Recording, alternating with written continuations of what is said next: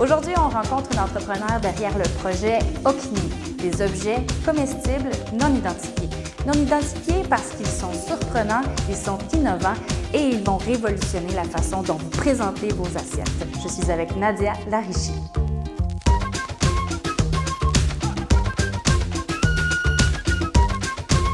Nadia, tu nous arrives de l'espace puisque tu représentes Okni, objet culinaire non identifié. En fait, il faut être un peu spécial pour offrir des... Peut-être pas venir de l'espace, mais quand même avoir des idées qui sortent de l'ordinaire pour offrir ce genre de produit. Oui.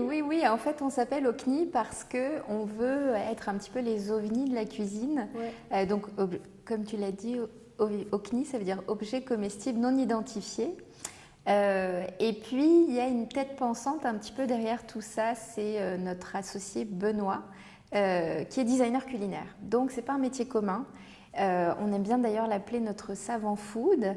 Donc, ça veut tout dire. Savant food. Savant food, exactement. Donc, c'est vraiment quelqu'un qui vient créer une nouvelle manière de manger, ou en tout cas repenser la manière de manger. C'est notre objectif, c'est notre ambition. Et donc, on souhaite créer toute une gamme de nouveaux objets alimentaires. C'est votre mission, c'est votre leitmotiv. Mais de où est-ce que ça part? Parce que vous êtes 3. Oui. Raconte-moi le processus de création de l'entreprise, là, des tout débuts jusqu'à maintenant. Mais tu fais bien de parler vraiment de l'équipe parce que c'est la naissance même de l'entreprise, c'est vraiment l'équipe. C'est né d'une rencontre en France, puisque moi-même je suis québécoise, mais j'ai vécu très longtemps à Paris pour travailler dans le domaine de la gastronomie. Et j'ai eu la chance de rencontrer mes deux partenaires, Benoît et Tristan. Et donc, Benoît, qui a étudié en cuisine, en design et en art, avait beaucoup d'idées. Donc, il s'est vraiment associé de deux autres personnes qui sont ni des cuisiniers, ni des artistes, mais plus des développeurs, des gens qui... Bon, en tout cas, Tristan et moi, c'est vraiment notre mission. Moi, de développer le marché canadien, puis Tristan, le marché français. Et donc, il a souhaité créer des Okni, des objets comestibles non identifiés. Et le premier objet, ce sont des assaisonnements à tailler pour épicer les plats. Donc, on pourra le présenter un petit peu plus tard. Oui, et c'est votre premier bébé produit, le tangible, parce qu'au départ, ça a commencé avec des expériences culinaires. Absolument, oui. Comment ça se passait? Alors, on a donc toujours travaillé avec les entreprises et notre première offre, en fait, c'était une offre de service. On voulait vraiment créer des expériences multisensorielles avec toujours l'objet alimentaire au centre. On est vraiment passionnés de cuisine, on a tous les trois des formations en cuisine, puis on voulait vraiment rester là-dedans. Donc l'objet alimentaire était au centre et on a créé des installations où on avait parfois des casques audio sur les oreilles, parfois on sentait des choses, on goûtait, en tout cas on venait vraiment titiller les sens et on travaillait sur des événements d'entreprise. On a par exemple fêté le 30e anniversaire de l'association d'HEC Montréal à Paris. Et on était à l'Opéra Garnier pour ça, qui est un très très bel espace. Et on a créé des plateaux multisensoriels où on servait la nourriture dessus, des recettes qui étaient franco-québécoises, avec des saveurs d'ici, des saveurs de là-bas. Et les plateaux étaient sonores, lumineux et diffusaient des images. Donc c'est vraiment pour donner une idée de toutes les installations que nous avons créées. L'entreprise est née vraiment d'abord avec ces expériences multisensorielles. Ça fait à peu près 4 ans qu'on travaille vraiment sur ces expériences multisensorielles et c'est ça qui nous a amené à créer nos objets, donc les assaisonnements à tailler. C'est lors d'un événement où on travaillait avec une artiste qui faisait des sculptures avec des crayons de papier, des crayons de bois. Et donc nous en cuisine, on a voulu un petit peu répondre à ce que l'artiste avait proposé. Et on a créé, en tout cas Benoît a pensé à des crayons comestibles, des crayons qui se mangent. Pour cet événement-là, exactement. Spécifique. Tout à fait. Vous êtes en France, vous avez vos événements culinaires. Oui. Et là, il arrive une aide qui vous fait revenir aussi ici. Absolument. Alors, moi, je vivais donc depuis plusieurs années à Paris, puis les choses se passaient bien, mais Montréal me manquait aussi beaucoup.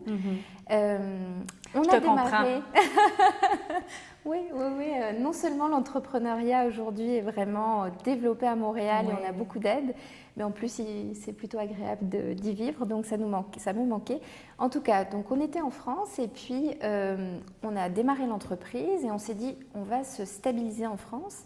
Et depuis le début, on a l'ambition de venir au Québec tous ensemble pour développer l'entreprise. Mais on s'est dit on va attendre un petit peu quand même. En fait, au bout de 3 mois simplement que nous avions démarré l'entreprise à Paris, on a gagné un concours d'échange de start-up entre Paris et Montréal. Et donc, il y avait 8 start-up parisiennes qui étaient sélectionnées pour être envoyées à Montréal en incubation tout l'été. Donc ça fait simplement ce qui veut dire que vous venez ici... Oui, pour tester le marché avec notre produit ou avec notre service. Avec une bourse.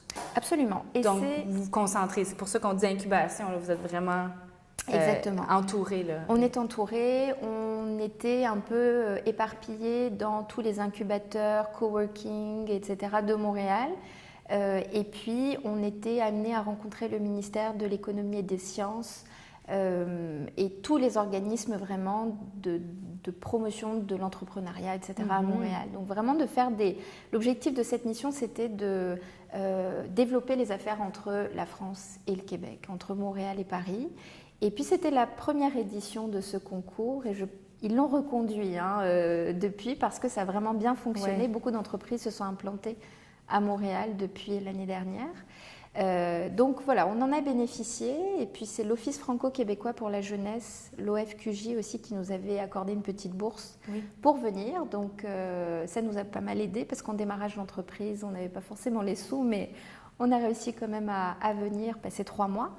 Donc c'était l'été passé et on a eu tellement de bonnes surprises. On a signé des jolis contrats avec Tourisme Montréal par exemple pour aller faire encore une fois nos expériences culinaires auprès d'eux pour faire rayonner Montréal parce qu'on participait donc au 375e aussi. Donc on a été jusqu'en Europe avec Tourisme Montréal avec des activations multisensorielles comme je l'expliquais tout à l'heure. Et puis, on a décidé à la fin de l'été de scinder l'équipe en 2. Donc, moi, je suis restée à Montréal, mes associés sont partis. Ils repartent, puis toi, tu as dit non, exactement. Je reste ici, j'ai tellement aimé ça. Il y avait un engouement tellement présent pour toutes nos installations et nos objets. Encore une fois, je reviens à ça, mais les objets qui étaient vraiment en préparation. Puis, on a eu aussi beaucoup d'aide de plusieurs partenaires ici pour trouver un lieu de production. Absolument, oui. Vous arrivez avec des idées qui sont innovantes, qui sont surprenantes.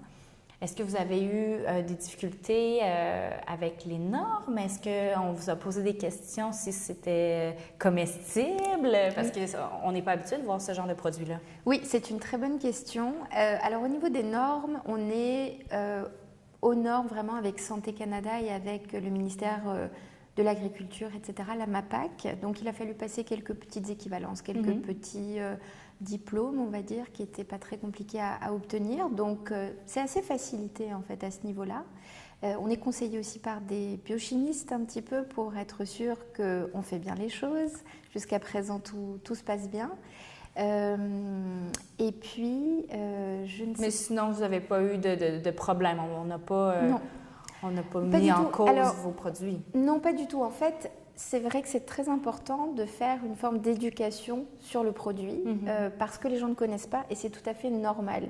Donc, on est très, très présent sur le terrain et on participe à tous les événements foodie, les événements artisanaux ou les événements de l'été à Montréal pour faire connaître notre produit, pour le faire déguster. C'est vraiment très important pour nous de pouvoir... faire la démonstration, mais aussi le faire goûter. Donc, les gens nous posent aussi beaucoup de questions. Quels sont les ingrédients qu'ils composent, etc. C'est un produit qui est vraiment 100% naturel et avec une majorité de produits locaux. Donc, c'est vrai que quand on l'explique, les gens vraiment adhèrent complètement. À partir du moment où ils le goûtent, les gens rachètent même derrière. Donc, on est plutôt content de ça. Mais en effet, c'est vraiment un gros effort de promotion sur le terrain parce qu'il faut le découvrir, il faut le voir pour le croire, j'ai envie de dire. Bien, c'est ce qu'on va aller faire. On va aller le découvrir, on va aller l'expliquer parce que je suis sûre que ça a piqué la curiosité des auditeurs. Oui, parfait, avec plaisir. Nadia, la première chose qu'on se demande en nettoyant ces crayons à tailler, ce sont des assaisonnements. comment Oui. des assaisonnements peuvent tenir ensemble. Moi, c'est la première chose que je me suis demandé. Alors, qu'est-ce qu'il y a là-dedans? Qu'est-ce qu'il y a là-dedans? Très bonne question. C'est que des produits naturels. Il n'y a pas d'agents chimiques ou de choses vraiment qui ne sont pas naturelles. C'est du vinaigre de cidre biologique, du sel, et puis on utilise du citron par exemple pour la saveur citron. Et le gélifiant, en fait, c'est de l'agar-agar. Donc l'agar-agar, c'est produit d'une une algue rouge qui est réduite en poudre. Et en faisant vraiment un mélange avec cette poudre et ces liquides, on arrive à obtenir une consistance qui tient et qui arrive à vraiment créer des crayons. Donc forcément, on a vraiment développé un procédé de fabrication qu'on a mis 4 ans à développer. Là, ça a été vraiment long pour stabiliser le produit. Vrai. Ouais. Mais quand vous l'aviez créé à l'événement, oui, c'était première fois, est-ce que c'était pas à point, là? C'était pas à point. Ça s'était très bien passé le soir même, mais il n'y avait pas de conservation possible. Ou bien parfois ça tenait bien, puis parfois c'était tout mou, ou parfois c'était tout dur. En tout cas, c'était pas du tout. Ça n'aurait pas pu être prévu, commercialisé. Exactement. De pouvoir le conserver plusieurs mois, c'était pas possible. Ou alors il y avait, c'est ça, des petites choses qui apparaissaient sur le crayon. En tout cas, c'était pas tout à fait fonctionnel. Donc c'est pour ça qu'on a mis 4 ans, parce qu'aussi on avait tout l'événementiel qui se passait à côté. Et oui, toutes nos pas juste activités ça. là. Non, on n'avait pas que ça, mais en tout cas. Et ce que je veux mentionner, une des premières choses que j'ai remarquées, c'est vraiment, on pense que c'est une espèce de cire, que c'est dense, mais on le sent que c'est vraiment gélifié. Alors, ça doit être très facile à tailler. Exactement. Alors, si tu veux nous expliquer un peu les saveurs. Oui, alors on va peut-être simplement, en expliquant les saveurs, tailler pour voir justement la consistance que ça a. Donc, la première saveur qu'on a développée, c'est citron et sel.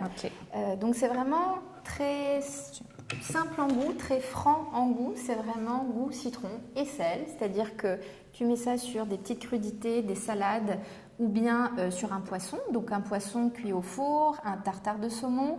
Et en venant ajouter ces petits copeaux, c'est très esthétique et ça va venir vraiment donner beaucoup de saveur, tout en ayant un produit naturel. C'est le genre de choses qu'on veut acheter parce qu'on veut impressionner quand on reçoit, ou on veut donner ça en cadeau. Exactement. C'est tellement c'est un parfait original. cadeau d'hôtesse. Et puis, écoute, je peux y aller? Allez, vas-y, tu me diras ce que tu en penses. C'est très puissant quand même, hein? Oui, c'est très puissant. C'est vraiment un goût prononcé. C'est un condiment. Donc, c'est vraiment quelque chose que tu viens ajouter une fois après la cuisson, après la cuisine. Tu dresses ton assiette et tu viens ajouter un petit twist comme ça en mettant tes copeaux. Donc, c'est ça. C'est comme ton pot de moutarde. C'est ça. Ça fond. C'est un petit peu la même chose. Ça fond un petit peu sous la langue. Ce qui est intéressant vraiment, c'est d'avoir cette texture en bouche aussi. Parce que, par exemple, la seconde saveur, on a travaillé sur la sauce soya et du champignon, du cèpe. Et on trouvait ça intéressant avec nos makis, nos sushis. Au lieu de les tremper dans la sauce, eh bien, non seulement tu ajoutes ton copeau qui est très esthétique, mais en plus tu as cette mâche en bouche qui transforme ton expérience du sushi. Donc c'est ça. Bonne idée.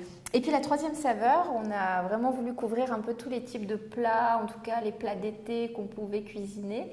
La troisième saveur, c'est piment et ail.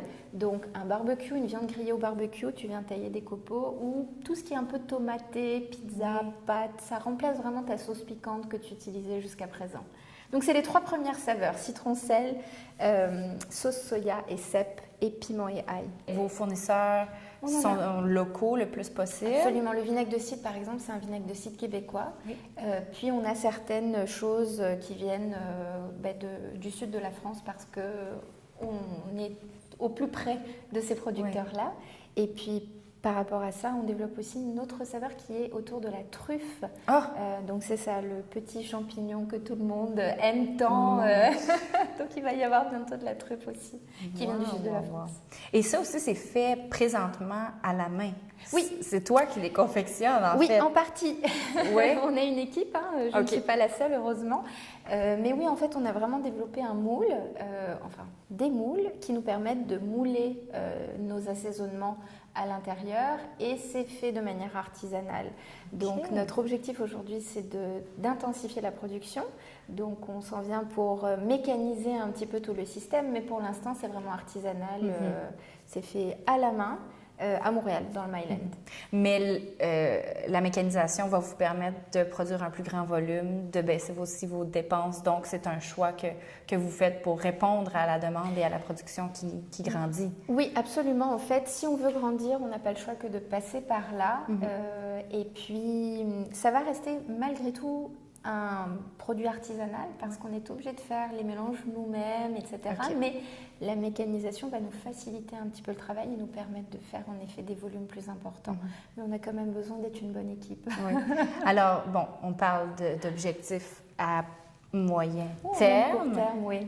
Quels sont vos prochains objectifs à long terme? Eh bien, en plus d'avoir différentes saveurs et de créer toute une gamme d'assaisonnements à tailler qu'on va pouvoir retrouver dans les épiceries fines et dans toutes les boutiques vraiment un petit peu gourmets à Montréal et aux alentours, ce serait de sortir un autre produit en 2018 parce que les Okni, c'est pas simplement des crayons à manger, c'est aussi d'autres idées. Donc en 2018, prochain objet autour du fruit, donc rien à voir avec des épices. Ouais. J'en dirai pas plus, mais ce sera thématique autour du fruit et puis d'étendre vraiment notre marché.